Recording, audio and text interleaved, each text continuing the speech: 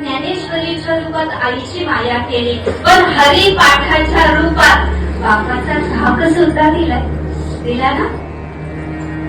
न सोडी रे भाव टाकी रे संदेव.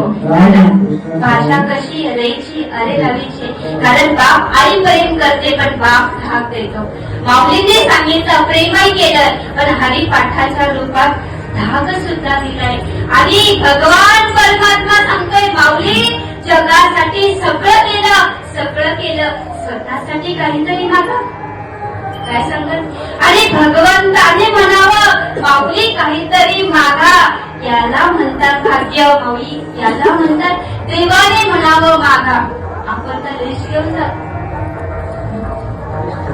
आणि माऊली सांगतात देवा काहीच नको. काय? काहीच नको, पण तुम्ही म्हणताय म्हणून एक गोष्ट मागतो.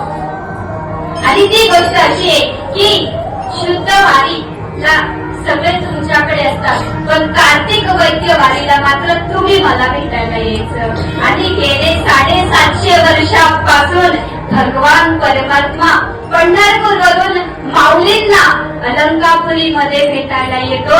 याला म्हणतं भाग्य, याला म्हणतात.